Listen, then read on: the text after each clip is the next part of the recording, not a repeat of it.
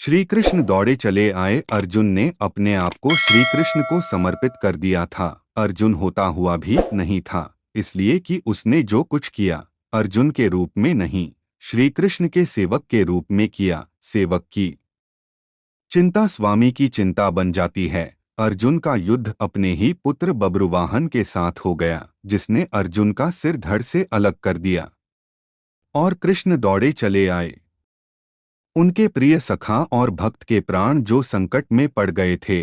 अश्वमेध यज्ञ का घोड़ा बब्रुवाहन ने पकड़ लिया और घोड़े की देखभाल की जिम्मेदारी अर्जुन पर थी। बब्रुवाहन ने अपनी मां चित्रांगदा को वचन दिया था कि मैं अर्जुन को युद्ध में परास्त करूंगा, क्योंकि अर्जुन चित्रांगदा से विवाह करने के बाद लौटकर नहीं आया था। और इसी बीच चित्रांगदा ने बब्रुवाहन को जन्म दिया था। चित्रांगदा अर्जुन से नाराज थी और उसने अपने पुत्र को यह तो कह दिया था कि तुमने अर्जुन को परास्त करना है, लेकिन यह नहीं बताया था कि अर्जुन ही तुम्हारा पिता है।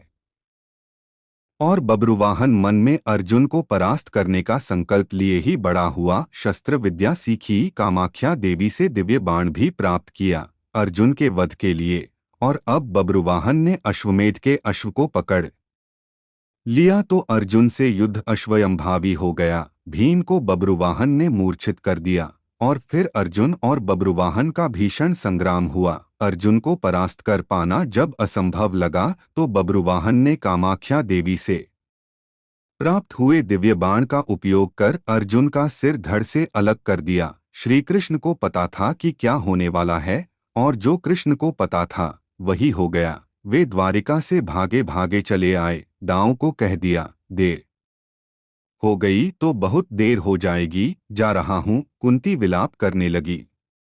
भाई विलाप करने लगे। अर्जुन पांडवों का बल था, आधार था, लेकिन जब अर्जुन ही न रहा तो जीने का क्या लाभ। माँ ने कहा, बेटा तुमने बीच मझधार में यह धोखा क्यों दिया। माँ बच्चों के कंधों पर इस संसार से जाती है और तुम मुझसे पहले ही चले गए। यह हुआ कैसे, यह हुआ क्यों। जिसके सखा श्री कृष्ण हो, जिसके सारथी श्री कृष्ण हो, वह यूं निष्प्राण धरती पर नहीं लेट सकता। पर यह हो कैसे गया। देवी गंगा आई, कुंती को कहा, रोने से क्या फायदा, अर्जुन को उसके कर्म का फल मिला है। जानती हो अर्जुन ने मेरे पुत्र भीष्म का वध किया था धोखे से। वह तो अर्जुन को अपना पुत्र मानता था, पुत्र का ही प्यार देता था, लेकिन अर्जुन ने शिखंडी की आड़ लेकर मेरे पुत्र को बाणों की शैया पर सुला दिया था। क्यों। भीष्म ने तो अपने हथियार नीचे रख दिए थे। वह शिखंडी पर बाण नहीं चला सकता था, वह प्रतिज्ञाबद्ध था। लेकिन अर्जुन ने तब भी मेरे पुत्र की छाती को बाणों से छलनी किया। तुम्हें शायद याद नहीं, लेकिन मुझे अच्छी तरह याद है। तब मैं भी बहुत रोई थी। अब अर्जुन का सिर धड़ से अलग है। बब्रुवाहन ने जिस बाण से अर्जुन का सिर धड़ से अलग किया है, वह कामाख्या देवी माध्यम से मैंने ही दिया था। अर्जुन को परास्त कर पाना बब्रुवाहन के लिए कठिन था। आखिर उसने मेरे ही बाण का प्रयोग किया और मैंने अपना प्रतिशोध ले लिया। अब क्यों रोती हो कुंती।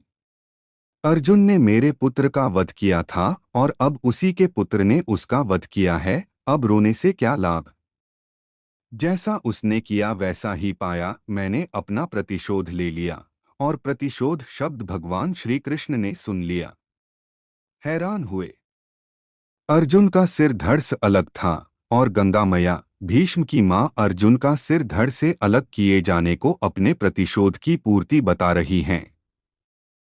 श्री कृष्ण सहन नहीं कर सके। एक नजर भर अर्जुन के शरीर को, बुआ कुंती को, पांडु पुत्रों को देखा, बब्रुवाहन और चित्रांगदा को भी देखा।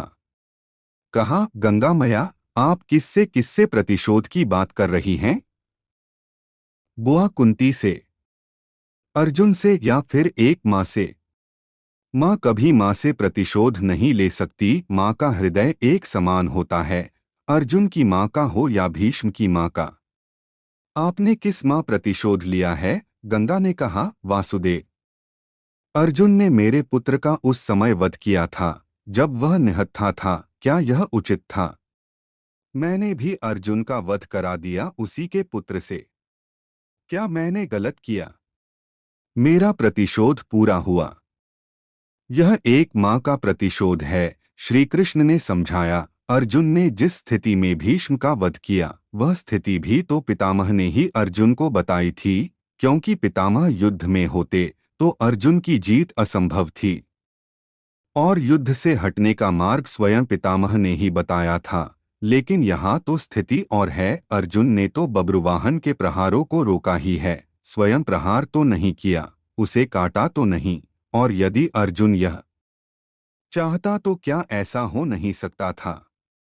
अर्जुन ने तो आपका मान बढ़ाया है, कामाख्या देवी द्वारा दिए गए आपके ही बाण का प्रतिशोध लेकर आपने पितामह का, अपने पुत्र का भी भला नहीं किया। गंगा दुविधा में पड़ गई, श्री कृष्ण के तर्कों का उसके पास जवाब नहीं था। पूछा, क्या करना चाहिए? जो होना था सो हो गया, आप ही मार्ग सुझाएं। श्री कृष्ण ने कहा, आपकी प्रतिज्ञा पूरी हो गई, उपाय तो किया ही जा सकता है, कोई रास्ता तो होता ही है। जो प्रतिज्ञा आपने की वह पूरी हो गई, जो प्रतिज्ञा पूरी हो गई तो अब उसे वापस भी लिया जा सकता है।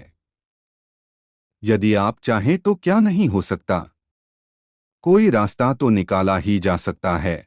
गंगा की समझ में बात आ गई और माँ गंगा ने अर्जुन का सिर धड़ से जोड़ने का मार्ग सुझा दिया। यह कृष्ण के तर्कों का कमाल था, जिस पर श्री कृष्ण की कृपा हो, जिसने अपने आपको श्री कृष्ण को सौंप रखा हो, अपनी चिंताएं सौंप दी हो, अपना जीवन सौंप दिया हो, अपना सर्वस्व सौंप दिया हो, उसकी रक्षा के लिए श्री कृष्ण बिना बुलाए चले आते हैं। द्वारिका से चलने पर दाऊ ने कहा था, कान्हा, अब अर्जुन और उसके पुत्र के बीच युद्ध है, कौरवों के साथ नहीं, फिर क्यों जा रहे हो?